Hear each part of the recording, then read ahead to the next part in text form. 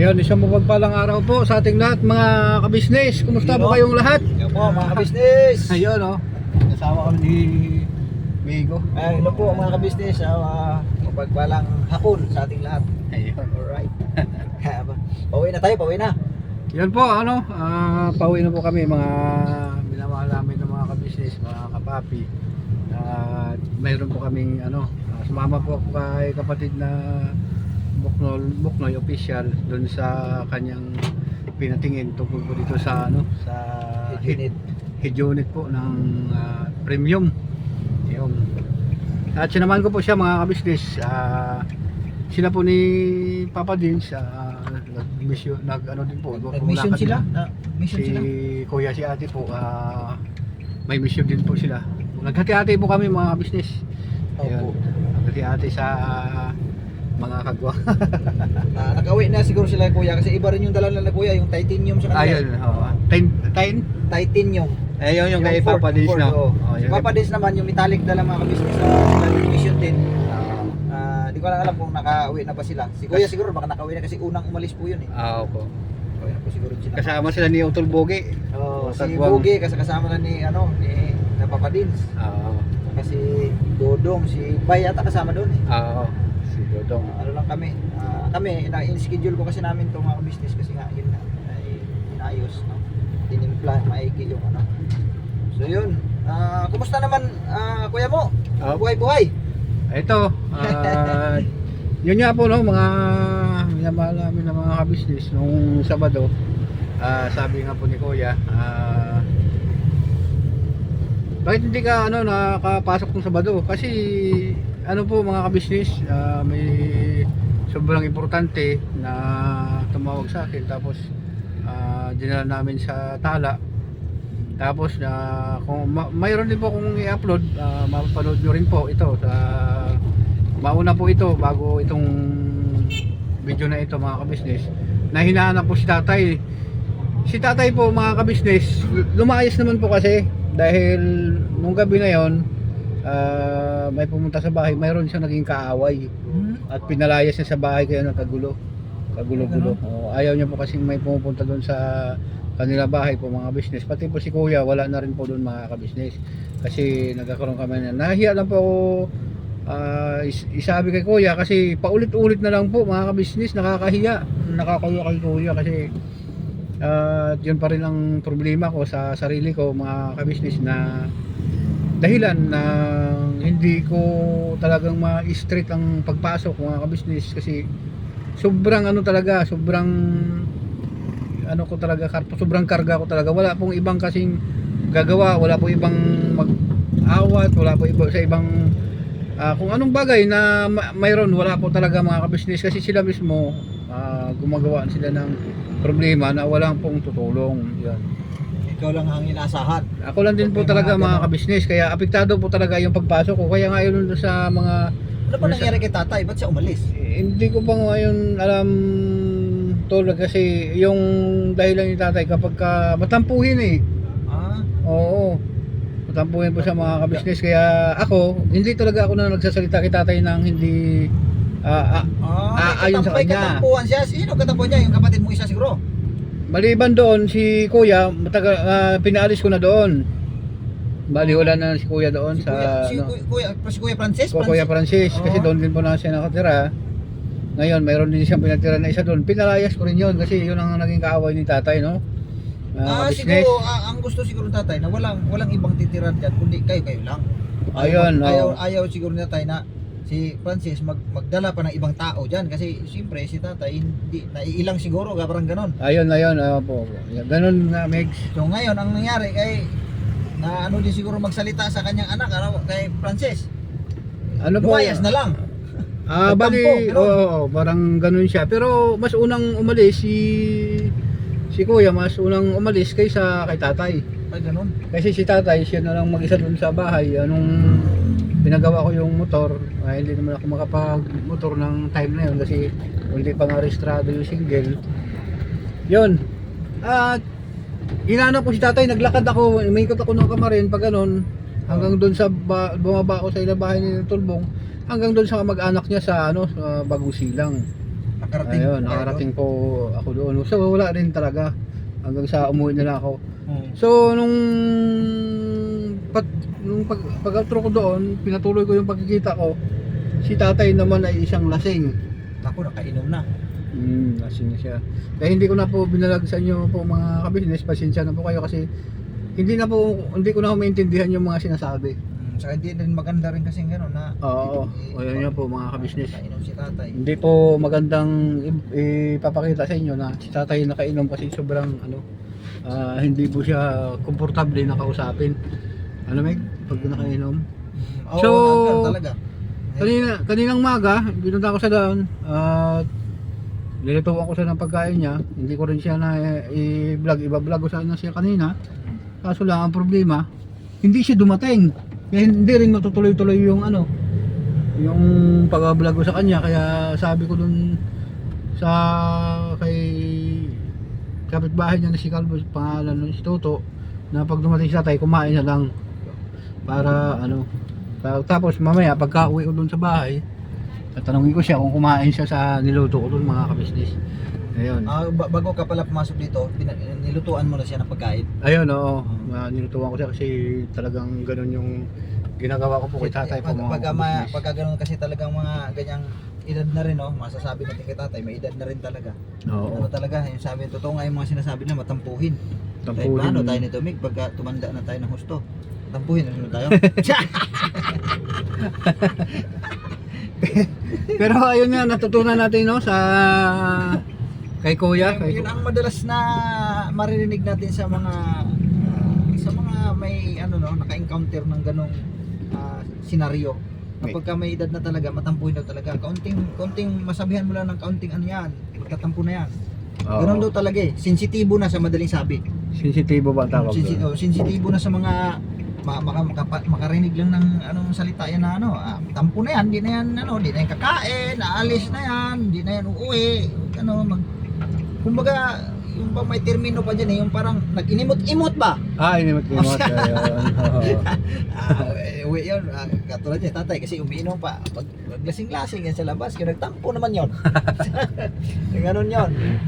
Buti na lang ikaw din ay kuya mo ay matyaga ka rin talaga kay tatay mag-asikaso. Oo. Matyaga kang maghanap kung nasaan. Oo.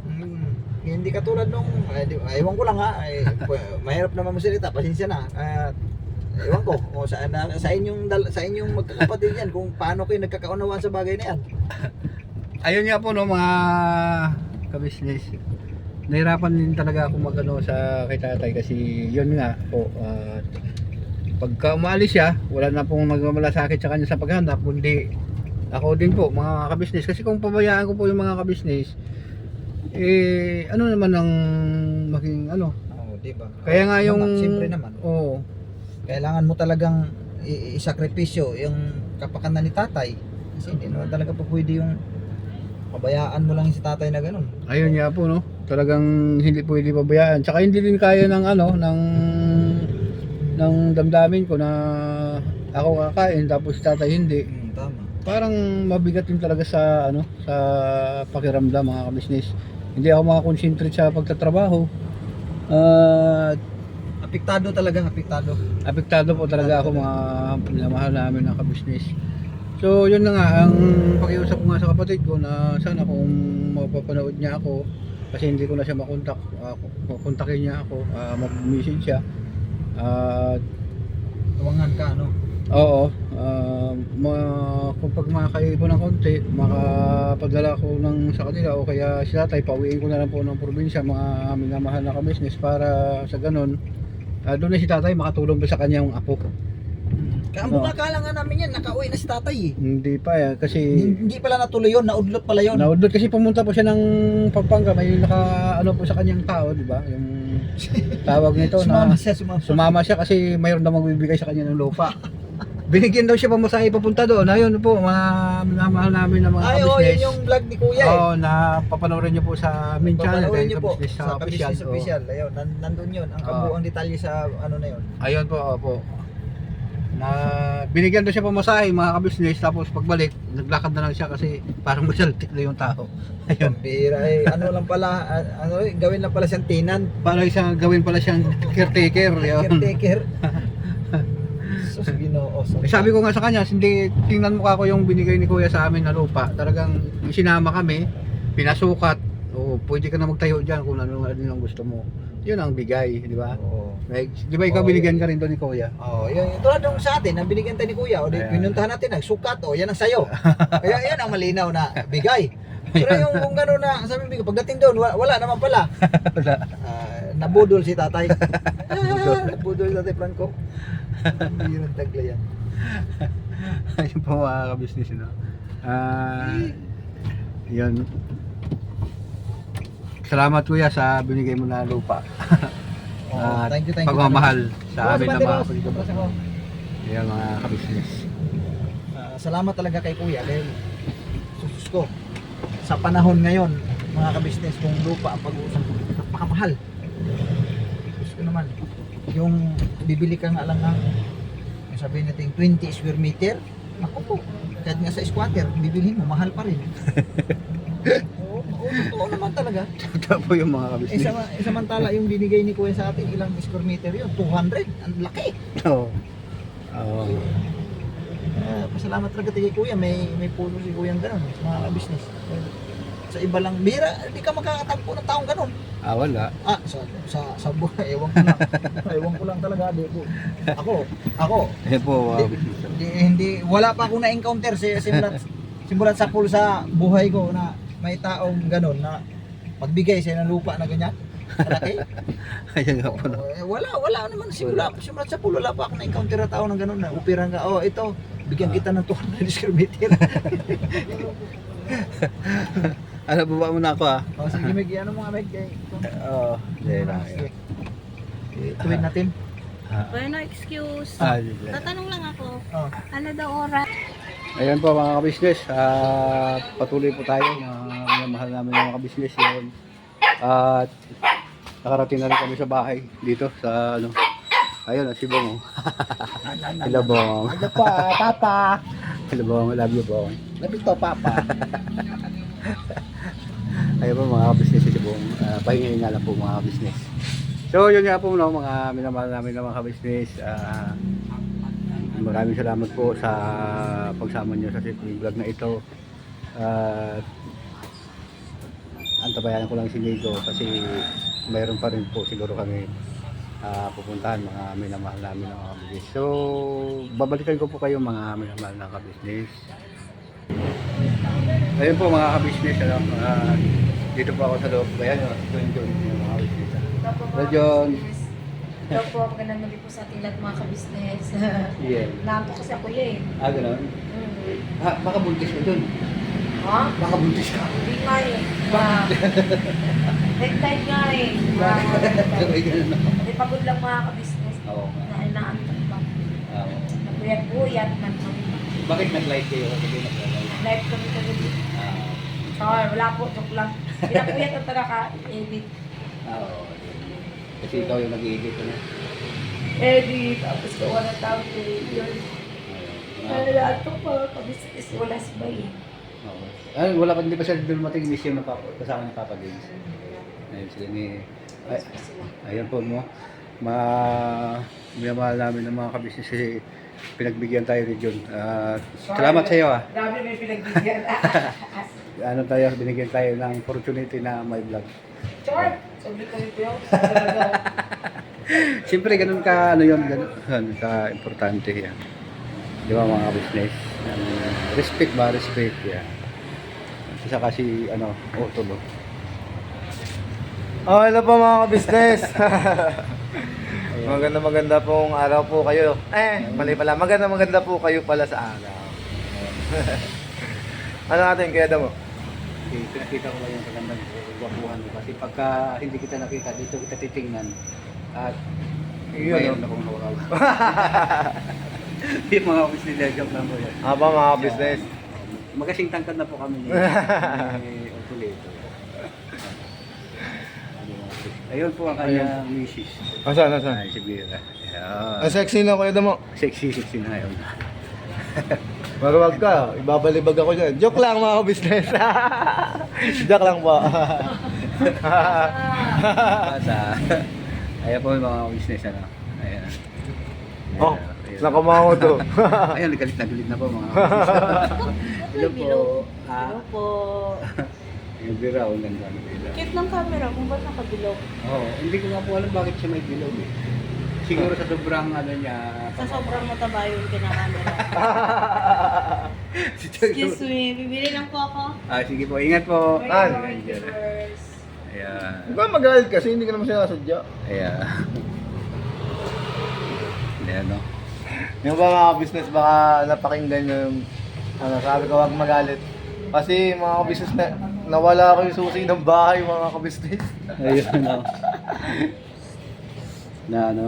Bakit mo nawala? Ano bang nangyari? Ginawa mo? Naglakad ka ba? Ng ano? Ayan. Ano po, hindi ko na malayan po kasi. Ayan po, Jinky. Mga business. Hello po, Jinky. Hello po. Kumusta? Magandang gabi. Okay lang, sinisipon alang ako. Ayan. Medyo may karamdaman po, no, mga ka-business. Ayan. Pero kaya naman. Kaya naman. Ayun, si Bong naman, oh. Yun o. Grabe talaga si Bong. Kuya Bam! Bong. Kaya pala nung lumabas si, si Jenky dahil sinalabong si Bong. Tao.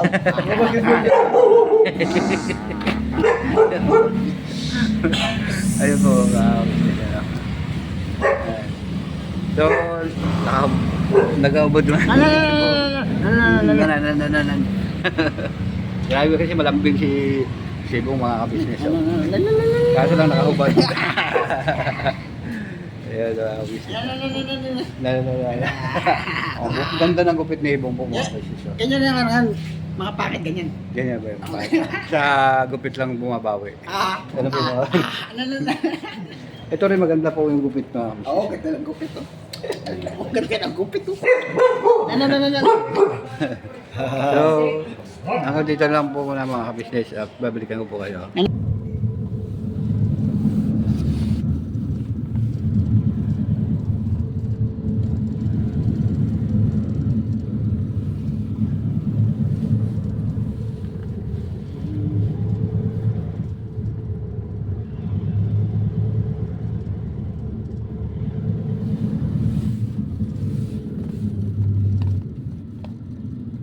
Anong oras mo magsasarang kung alam ko yan?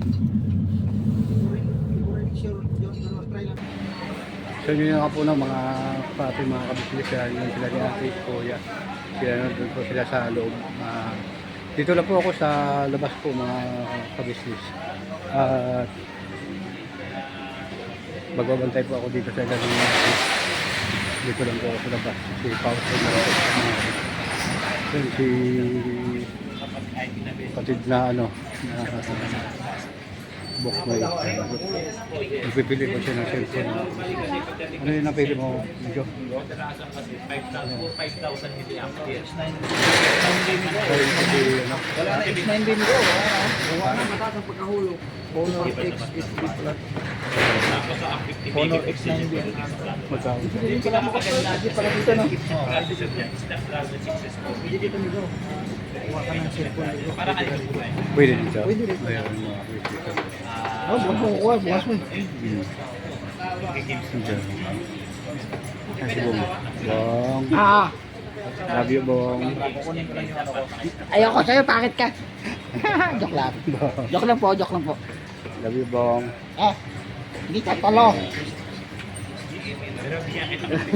Ay, si Koy. Dito ka pala, Koy. Saan ba na, Koy? Apa. Papa mo, hindi pa nakauwi, no? Koy, no? Apa. Gulat ko ako kasi may barang pong bata sa likod ko ng mga kapatid. Wala po sila doon sila ni ate, mga sa loob po, mga kapatid. Yun po, mga kapatid, mga business. Napakamura po dito yung mga bilihin. Dito lang po yun sa, sa Santo Niño. Bulacan, mga business. Dito po sila lagi ni ate namimili. Sa loob ng ng Pamaling Galleries po, mga kabisnes. Yan. Mura po yung mga bilihin dito at saka po sila.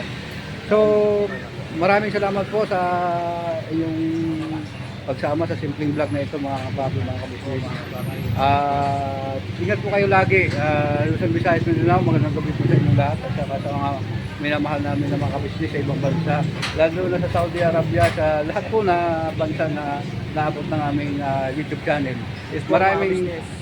Maraming salamat sa inyong tulong at suporta. Yun.